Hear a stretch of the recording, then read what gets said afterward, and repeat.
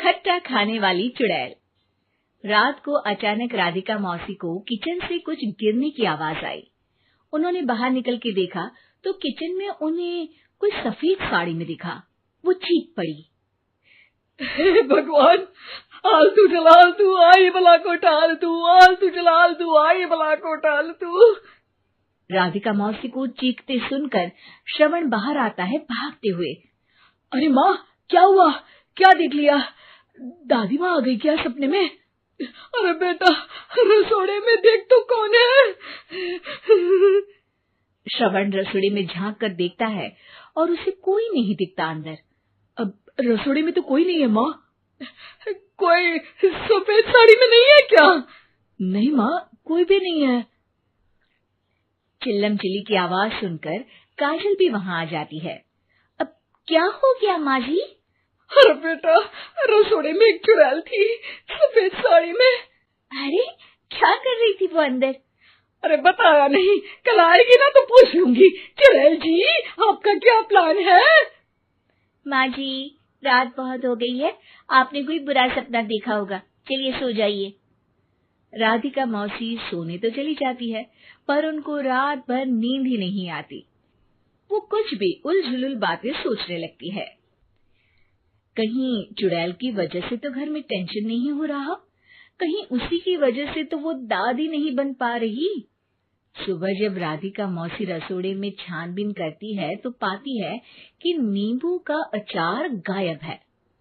चुड़ैल नींबू का अचार ले गई, मुझे तो ठीक नहीं लग रहा कुछ। चुड़ैल को भी पता है कि जिंदगी का असली मजा तो खट्टे में ही है।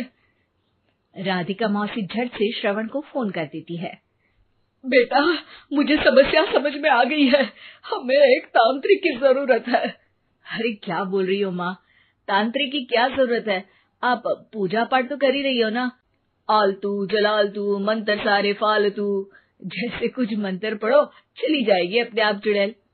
अरे नहीं बेटा, कभी चुड़ैल को कम नहीं समझते।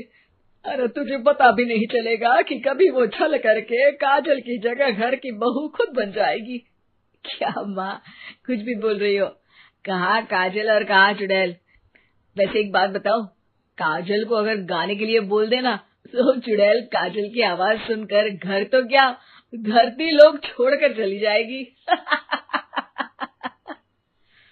तुम ना पढ़े लिखे बच्चे हर चीज को मजाक समझते हो। तुम रहने दो, मैं खुद ही तांत्रिक को बुला लेती हूँ। अच्छा सुन, शाम को इमली लेके आना। क्या है कि चटनी खाए बहुत दिन हो गए है ना? नहीं माँ, इमली तांत्रिक से ही मंगवा लो ना, आटा वगैरह भी उसी से पिसवा लेना। देखो मुझे काम करना है। श्रवण रात को कई तरह की सब्जियों के साथ माँ के कहने पे चटनी के लिए इमली भी ले आया था, लेकिन राधिका मौसी के दिमाग में अलग ही फिल्म चल रही थी। उन्हें अब सिर्फ शक ही नहीं यकीन होने लगा था कि शायद चुड़ैल ने श्रवण पर अपना जाल बिछा दिया था, जिस वजह से श्रवण उनकी बात ही नहीं मान रहा था। पर कोई नहीं, आने वाली रात में राधिका मौसी खुद तैयार हो गई चुड़ैल को पकड़ने के लिए। रुद्राक्ष की माला, तुलसी का पत्ता, हनुमान चालीसा सब हाथ के पास ही था, बस चुड़ैल का इंतजार था। और जैसा राधिका मौसी ने सोचा था वैसा ही हुआ। वो चुड़ैल उस रात भी आई, पर वो राधिका मौसी से तेज निकली और राधिका मौसी के उससे पकड़ने के पहले ही वो भाग खड़ी हुई। जरूर बहू पे साया है उस चुड़ैल का, तभी तो श्रवण के कमरे में गई है। और अगली सुबह राधिका मौसी पिछली रात हुए हमले में किन चीजों का नुकसान हुआ उसका हिसाब लगा रही थी। उनके खेमे से एक आम के अचार की शीशी भी गायब हो चुकी थी और वो इमली भी जो कल श्रवण लेकर आया था। राधिका मौसी इस बारे में सोच ही रही थी कि श्रवण जल्दी से रसोड़े में आकर दवाइयों की पोटली ढूंढने लगता है। अरे बेटा, क्या हो गया? अब माँ, वो काजल की तबीयत खराब है, बहुत घबराहट हो रही है उसे। हे भगवान, मैंने पहले ही कहा था कि तांत्रिक को बुला लेते हैं, पर नहीं, अब देखो उस चुड़ैल ने काजल को अपने वश में करना शुरू भी कर दिया है। हालांकि श्रवण भूतों में विश्वास नहीं करता था, पर अब वो भी डर जाता है। और राजी हो जाता है एक तांत्रिक को बुलाने के लिए। कुछ ही घंटों में तांत्रिक आ जाते हैं और राधिका मौसी तांत्रिक जी को सब बता देती है। घोर संकट, घनघोर संकट, चुड़ैल को मारू जोर चाकट, ओम भट स्वाहा खटखा के आहा। अरे ये क्या मंत्र है? मेरे खुद के ओरिजिनल मंत्र है, कल रात को ही लिखे हैं, अच्छे लगे तो दाद चाहूंगा। एक और मंत्र सुनो। अर्ज किया है आब्राकडाब्रा, दिल्ली बम्बई आगरा, चंदा मामा सोरले सुरन मामू जारा। ये मंत्र है? अरे कोई 40 वालीसा पढ़ो ना। वक्त कम है, 40 नहीं पड़ेंगे, 20-25 में काम चलाना पड़ेगा। अलग निरंजन जाके लंदन, मुफ्त का मंजान घिस मेरे नंदन।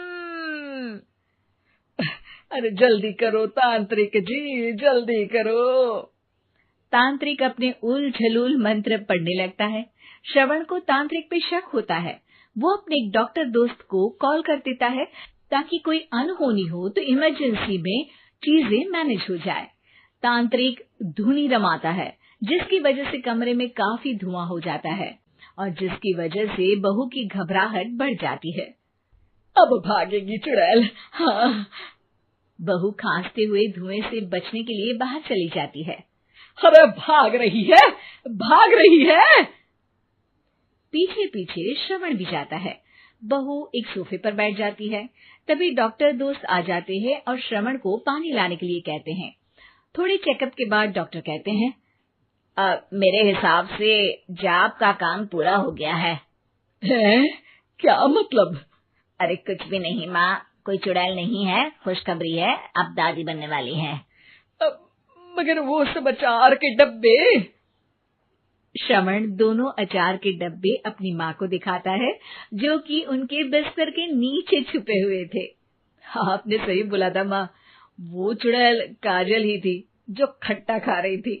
हमें कल ही पता चला, पर हमने आपको ये तांत्रिक वाला काम करने दिया ताकि आपको भरोसा हो जाए कि भूत वगैरह कुछ होता ही नहीं। अच्छा अच्छा, ये तो बड़ी खुशी की बात है, पर बेटा मुझे एक झाड़ू तो ला दे। क्यों माँ? ये तांत्रिक का भूत उतारती हूँ मैं।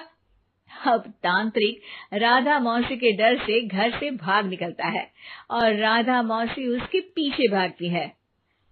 अरे संकट ये घनघोर है, तांत्रिक मुआ चोर है।